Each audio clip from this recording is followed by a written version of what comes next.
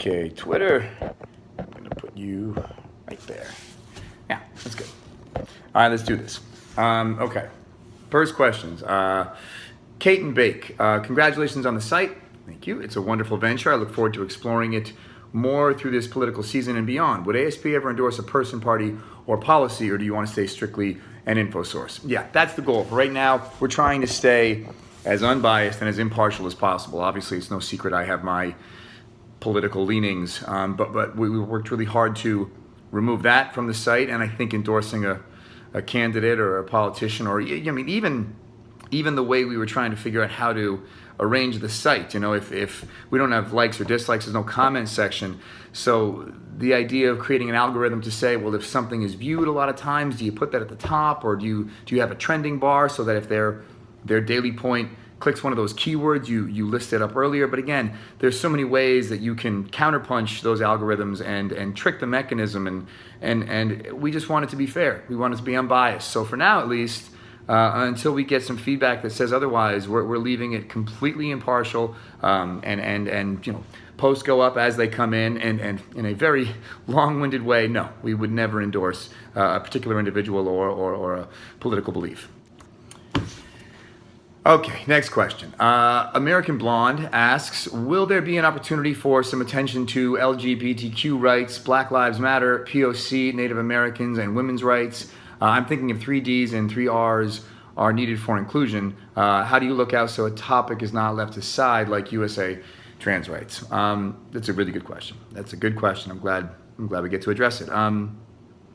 Well, there's 3 sections to the site. Sections 2 and 3, daily points, counterpoints. Obviously, the elected officials can talk about anything they want to talk about. The first section, starting points, where we compiled a list of questions across the political landscape and sent them to elected officials, and we tried to get at least 3 Democrats, at least 3 Republicans.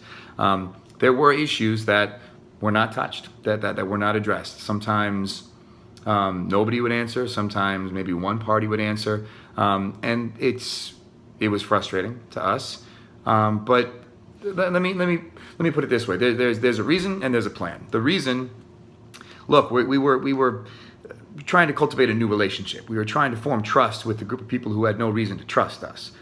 We were asking them for something without being able to really properly convey what we were going to do with that information. So we anticipated some apprehension at first. The goal is, over time, if this works, if this site can show its symbiotic worth and we grow in strength and we have enough traffic to show the value to the elected officials, hopefully, you know, the next round of this, we will be able to demand for more answers. Their silence will be deafening. You know, at this stage, we didn't want to let perfect be the enemy of good, but believe me, there were things that we wanted up in that first section of starting points that were not there.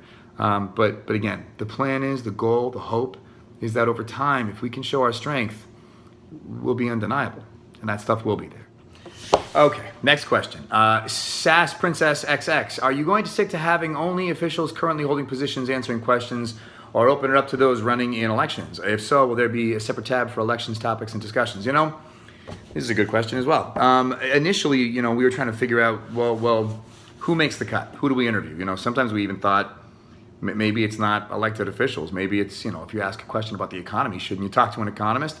But then very quickly it drifts into subjectivity. You know, who is going to be deemed an expert on a certain subject, and all of a sudden that can sow distrust. So we decided the lines would be, you'd have to be an elected official, either current or former. You know, you're someone who's voted on laws and affected people's lives. You've been in that political arena, and I think that's important for the electorate to know who those players are. So we started there.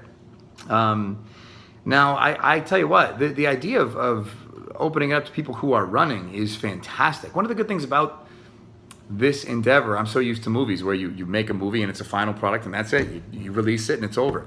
We can continue to work on this. We can fix this car while it's on the road. So I actually love that idea of again, connecting voters with the people who are either in office or maybe about to be in office. It's a great idea. I'm really glad I thought of it. Okay, next question is at Cass Honey. Who is your target audience? Undecided voters, those with party affiliations, or all of the above? How can you persuade polarized voters to listen to another side of the argument? Well, target audience to me, I mean, initially I think we kind of thought that it would have a lot of impact with young people who are first, having their first exposure to the political landscape. But to be honest, and I'm guilty of this, we're living in unprecedented levels of conjecture. The amount of political discussions I've been a part of where you see people slinging around half-truths, myself included, and I've slipped out of the room to Google something because I didn't fully understand an issue. So I would argue that there's value across the spectrum of age and party affiliation. The way to persuade voters, I don't think it's going to be that hard. I think there is an exhaustion. I think people are really tired of the conjecture and the venom, and I think people are thirsty for calm, rational discussions around issues in an effort to move the ball down the field. So hopefully that won't be too hard. Okay, next question. Stephanie Likes TV asks, will you keep us updated on Dodger's surgery and recovery and post more photos of him on Instagram? Also, is there anything you still want to accomplish with ASP that you haven't already? What are the next steps? Yes, I will keep you updated on Dodger.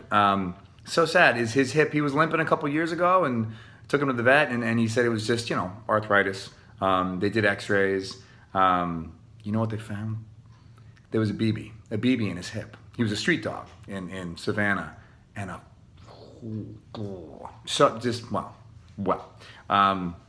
somebody shot him, some punk. Anyway, they said his hip was not great, but you don't want to do surgery unnecessarily. So we waited a couple years, switched up his diet, anti-inflammatories, and then he started limping again. And they were just like, look, it's time to do it. Time to do it. He's young enough. He'll recover fast. So yeah, that's happening next week, and I think he's gonna cruise through recovery. Next part of that question was, is there anything you still want to accomplish?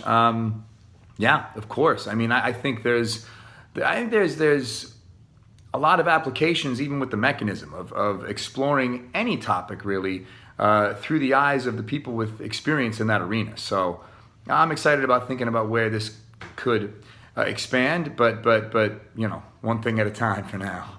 Yeah. That's